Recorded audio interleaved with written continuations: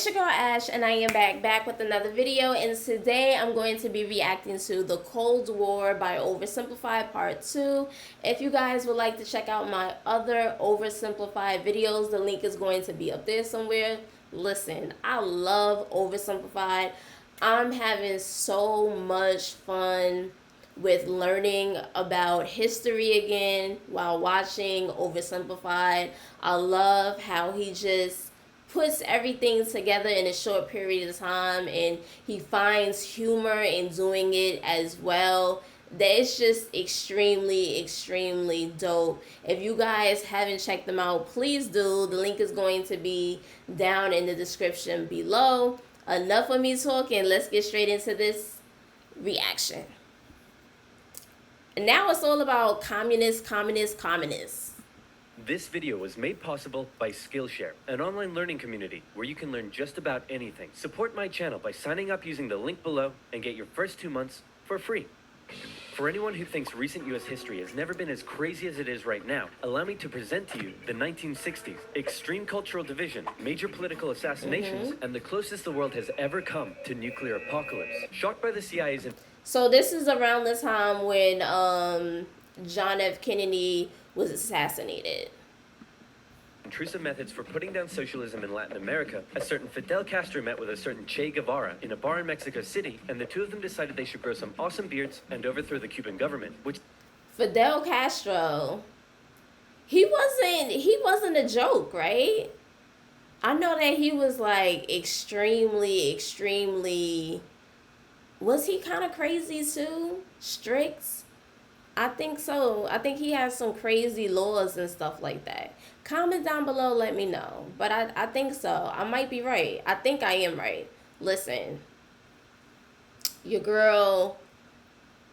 Yes. I'm brushing up on my history, y'all. So don't come for me, okay? Which is exactly what they did. Cuba had been America's summer playground, and America didn't like seeing a communist regime being set up in its own backyard. So the US immediately began training up Cuban exiles to invade Cuba and overthrow Castro. However, as the day of the operation came closer, Kennedy wanted to conceal any US involvement in the plan. So he massively scaled back American air support, and as a result, the Bay of Pigs invasion was a humiliating defeat for America. But Castro felt there was still an impending US threat to his regime. Meanwhile, in the Soviet Union, Khrushchev had a lot of medium-range nuclear missiles that couldn't reach America, but they could if they were positioned, say, on an exotic Caribbean island off the coast of Florida. Hey, I'm a communist who hates America. You're a communist who hates America. You know what that means? We should fall in love. I was just going to suggest you set your missiles up in Cuba. Oh, no, you're right. That's a better idea. Be still, my beating heart. On October 14th, 1962, a U-2 spy plane over Cuba noticed something strange. Sir, you need to look at this photograph. You're right. That's the cutest dog I've ever seen. Sir, I was referring more to the Soviet missiles. America freaked out as they realized what was going on. They were completely vulnerable, and they had to act fast. They knew that airstrikes or an invasion of Cuba would likely mean nuclear war with the Soviet Union. So Kennedy came up with another idea, a blockade. The US Navy announced it would stop and search any Soviet ships heading to Cuba, and would sink any that did not comply. In response, the Soviet put its military into full combat readiness. The US did the same, and began drawing up plans for an attack on Cuba. Things were escalating fast, and both superpowers were getting ready for World War III. Emergency communications between the two sides broke down as Khrushchev rejected Kennedy's demands for the missiles to be removed. And for the first time in history, US Strategic Air Command moved to DEFCON 2. DEFCON 1 means nuclear war. The Soviets shot down a U-2 spy plane over Cuba. A Soviet nuclear submarine in the Caribbean mistakenly believed war had already broken out, and 2 of the senior officers gave the go-ahead to fire its nuclear torpedo. Thankfully, the 3rd senior officer, this beautiful man, refused to authorize the decision. The U.S. finalized its preparations, and I kid you not, the day before the U.S. were set to decide the day and time for the Cuban invasion, Khrushchev was like, hey, you know if you just removed your missiles from Turkey, we'd remove ours from Cuba? Yeah, that sounds good to me. It was a bit more complicated than that, but at the last second, the two sides finally came to an agreement. Soviet missiles were shipped out of Cuba, and the world breathed one gigantic sigh of relief. Except for one guy, who was bloody livid. Phew! Let's hope that's the biggest crisis of my presidency. Unfortunately for him, his presidency was to end with one. Having nearly blown up the planet, a few changes were made. First, the superpowers agreed to a limited test ban treaty. Secondly, the Soviets ousted Khrushchev and replaced him with Leonid Brezhnev, who was a kisser.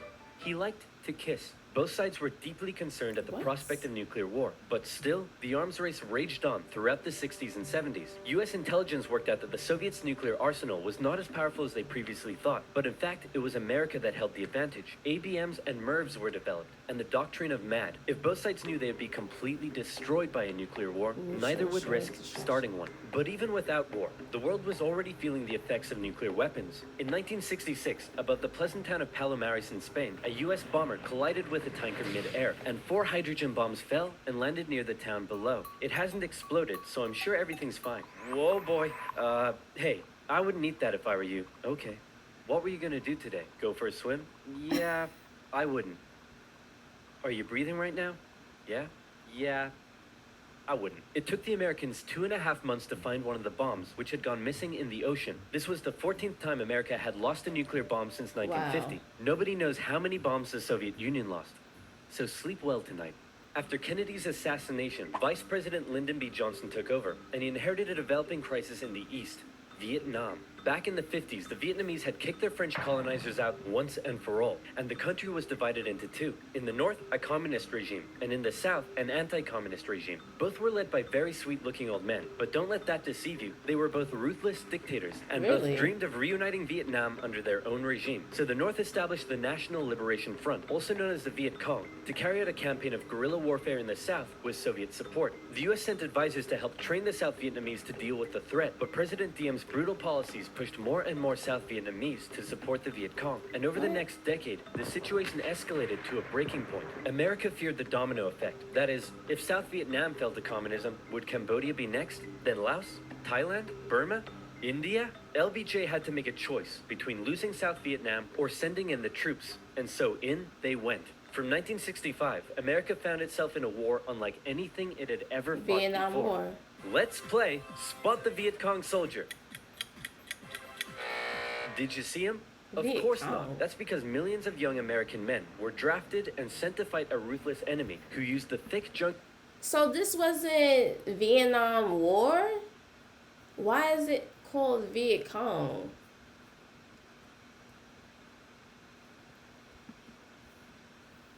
As its shield.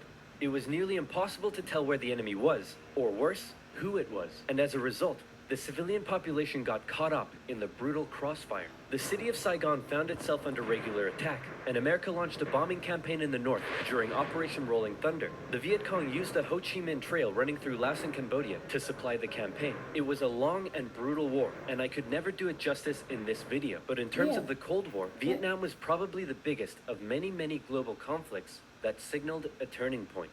Under the threat of nuclear war, the two superpowers began working to make their relationship more constructive, and as a result, their ideological battle shifted away from the potential of direct conflict and more towards attempting to influence smaller proxy wars around the world. In the Middle East, the Soviet Union provided aid against Israel during the Six-Day War, and then again when the US backed Israel during the Yom Kippur War. In Africa, the Angolan Civil War saw US-supported South Africans fighting Soviet-supported Cubans. In the conflict between Somalia and Ethiopia, the superpowers interestingly switched sides as regimes changed. And the US continued fighting the spread of communism in its own backyard, funding the famous Contra groups to fight the socialist junta in Nicaragua. These proxy wars were fierce enough to begin with, but superpower intervention amplified the destruction and created alarming levels of human suffering throughout the Third World. And in Vietnam, that human suffering was all being broadcast back home by good old television. Going into the late 60s, America was a changing nation. This became this. This became this. And this became 70s. this. The new slogan that was taking root: make love, not Hippie. war. The That was majority the of hippie Americans era. did not approve of Johnson's handling of the Vietnam War. And in 1968, a silent majority elected law and order candidate Richard Nixon. As the Vietnam War appeared to be increasingly unwinnable and public opinion turning increasingly sour, Nixon made the decision to begin bringing the troops home and ended U.S. involvement in Vietnam by 1973. 2 years later, the South fell. The Cold War was now taking its toll on both superpowers. In Russia, a huge percentage of the budget was still going to the military. People were still hungry, and they just didn't have access to the same lifestyle and goods as the West. And what did they have to show for it? They weren't even winning the space race anymore. Both sides needed to reduce spending in order to rescue their economies, and so both welcomed with open arms an easing of hostilities, otherwise known as détente. To improve relations, Nixon became the first US president to visit Moscow in 1972, and Brezhnev returned the gesture a year later. A number of treaties were signed, including the 1972 SALT Agreement that limited nuclear weapons. Relations with China were even improving via ping-pong diplomacy when the US table tennis team went on a tour of the People's Republic. However, internally, China was still pushing anti-capitalist propaganda, which led to some mixed messages. Nixon even visited China in 1972, and it was a barrel of laughs. Today, the president walks among priceless treasures from China's golden age. Among them, a pair of ear stoppers used by the emperor to keep from hearing criticism. You just put the stopper into his ears so that he couldn't hear the criticism. Give me a pair of those. 他是不是给我一对啊？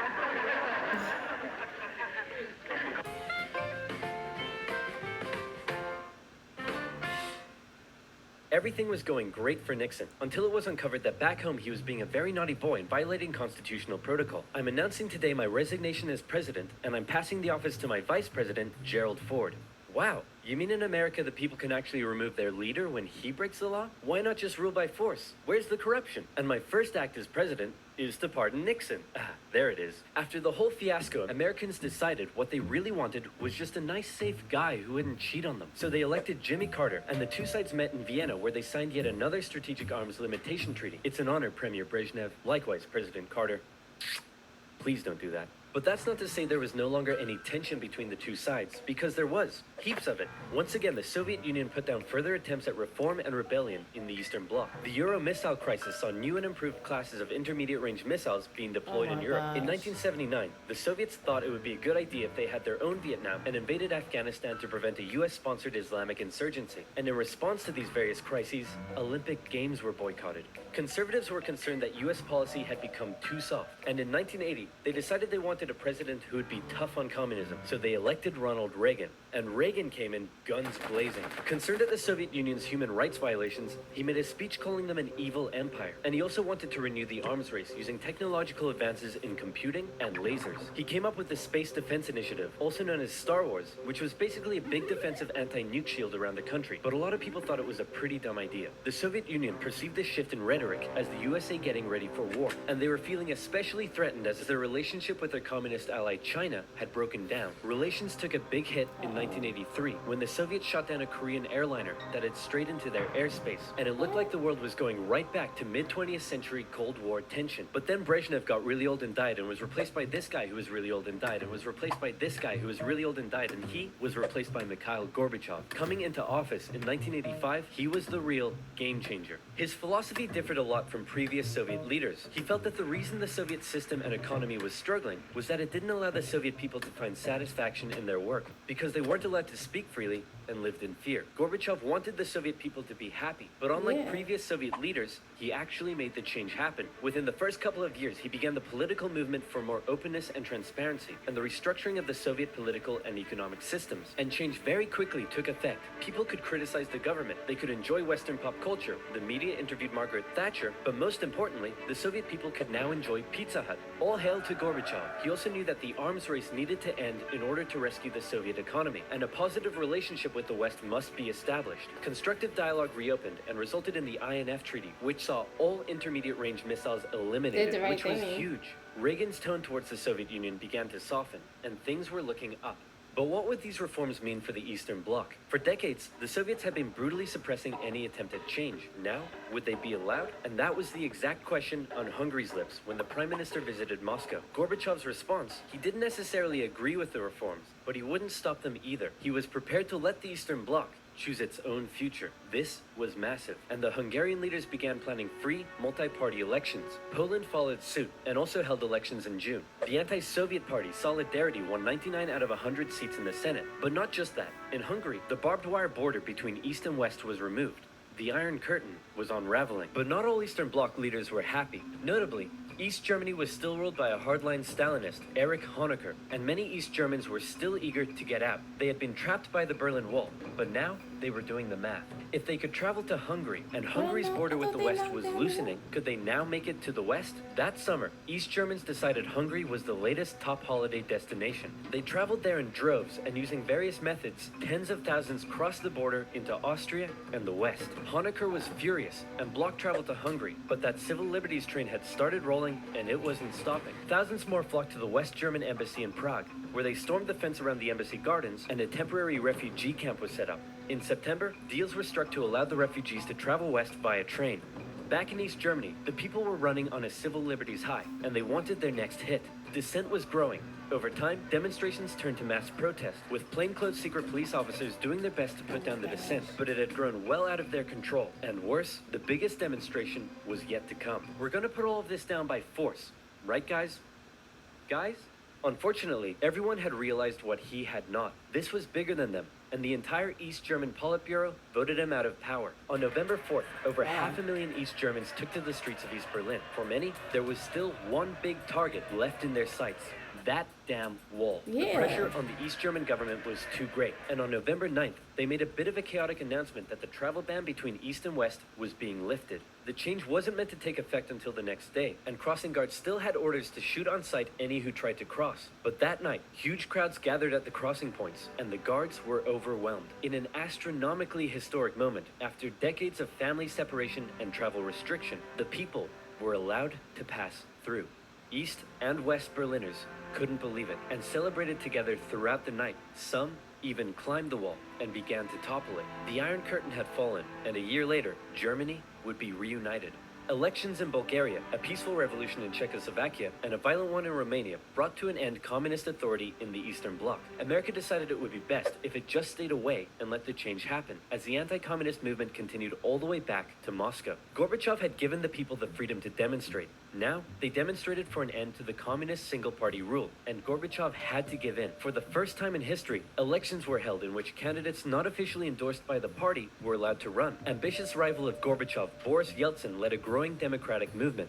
Now things here get quite confusing, and the dissolution of the Soviet Union is a complicated topic. So believe me, this is oversimplified, but it went a little bit like this. The Soviet Union was made up of a number of smaller Soviet republics, the largest of which was Russia. Yeltsin got himself elected the president of Russia and began a struggle for sovereignty against Gorbachev and the greater Soviet Union. Communist hardliners were horrified at what Gorbachev was allowing, so they briefly kidnapped him and tried to set up their own emergency government. But Yeltsin and his supporters all gathered around the White House in Moscow and were like, no, we have a tank. So the hardliners had to concede and released Gorbachev. Wow, thanks Boris. That was a close one. No problem. And thanks to you for all the great freedom you've given us.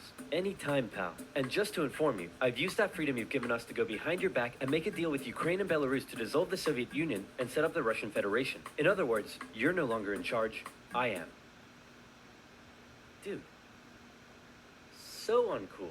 And so decades of tension and the everlasting threat of nuclear war finally came to an end as democratic governments were established in many of the old Soviet republics, and the world got along together forever after. Right, guys? Hey, this modern art thing is growing on me. Where can I learn to do that? You know, I thought that they knocked down the Berlin Wall. Didn't they? Comment down below, let me know, because I really do believe that they knocked down the Berlin Wall. Maybe they didn't. They had to, because how would the people be able to walk through? Because I don't think there was like an entrance, or maybe it was an entrance. I don't know. Comment down below, let me know. Don't forget to give your girl a thumbs up. Let me know if there are any other videos you guys would like for me to check out, and I'll see you guys in the next video. Bye, fam.